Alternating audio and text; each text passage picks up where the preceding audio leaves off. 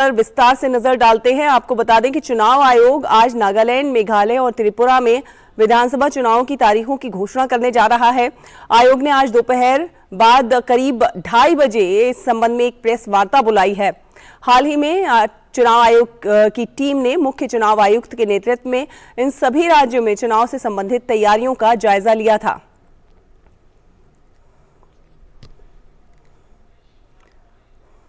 ऋषि कुमार हमारे सहयोगी phone line पर हमारे साथ जुड़ गए हैं। ऋषि,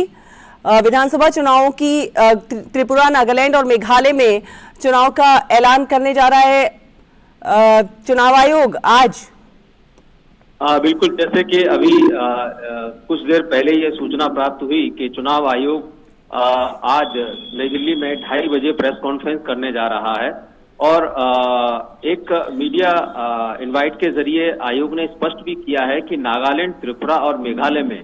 जो विधानसभा के चुनावों की तारीखों का ऐलान किया जाना है, ये प्रेस वार्ता उसी से संबंधित है। हम जानते हैं कि मार्च के माह में इन सभी विधानसभाओं के जो कार्यकाल है वो समाप्त हो रहे थे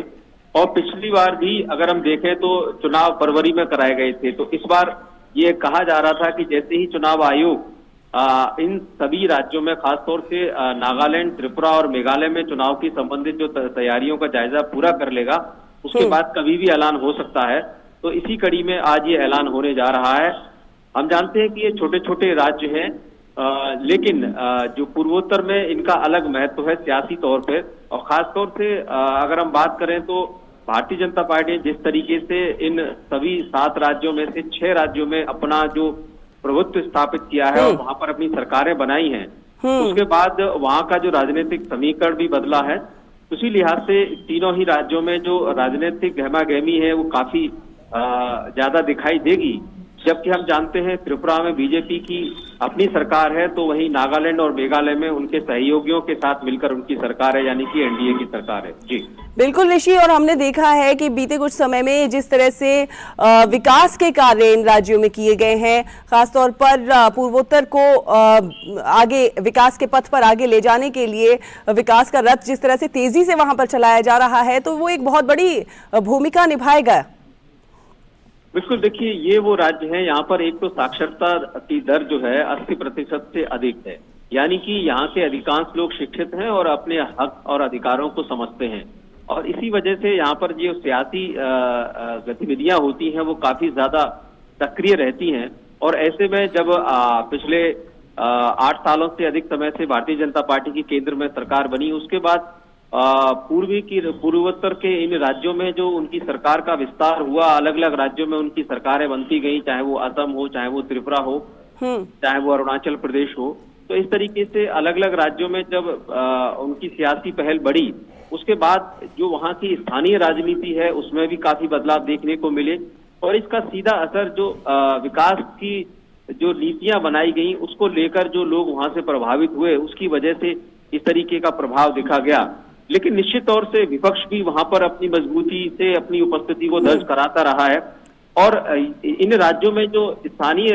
जो पॉलिटिकल पार्टीज हैं उनका भी अलग महत्व होता है। अधिकांश जो जनसंख्या है वो आदिवासी अनुसूचित जनजाति से संबंधित है, तो इस तरीके के तमाम मुद्दे भी वहां पर रहते हैं, लेकिन विकास जरूर एक बिल्कुल। और ऋषि, और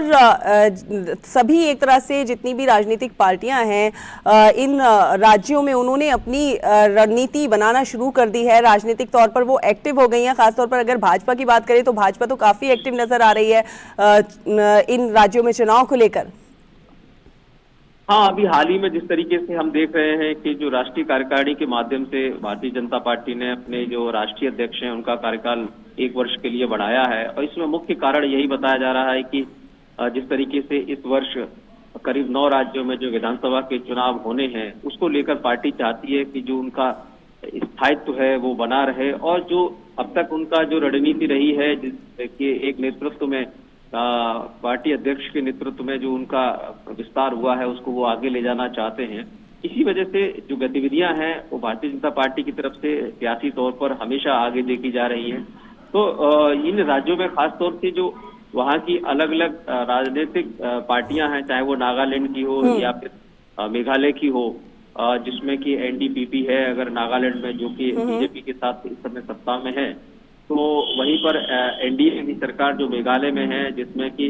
नेशनल पीपुल्स पार्टी के नेतृत्व में भारतीय जनता पार्टी की मेघालय में सरकार है। तो इस तरीके से जो क्षेत्रीय पार्टी हैं उनके साथ भी बीजेपी का जो सामंजस्य है वो उनके जो पॉलिटिकल अप्रोच है उसको बताता है कि किस तरीके से वो एक मिलकर राजनीति को आगे बढ़ाने की सोच रखते हैं। बिल्कुल, और हमने देखा भी है कि भाजपा ने खासतौर पर केंद्र सरकार ने जिस तरह से आदिवासियों के कल्याण के लिए कार्य किए हैं, उन कल्याणकारी योजनाएं चलाई हैं, उनका भी आदिवासियों पर खासा प्रभाव है। आगे आपसे इस पर बात करेंगे। फिलहाल बहुत बहुत धन्यवाद आपका इस तमाम जानकारी के लिए। और अब अगली खबर, भारत की G20 अध्यक्षता के तहत हेल्थ वर्किंग ग्रुप यानी कि स्वास्थ्य कार्य समूह की पहली बैठक आज से केरल की राजधानी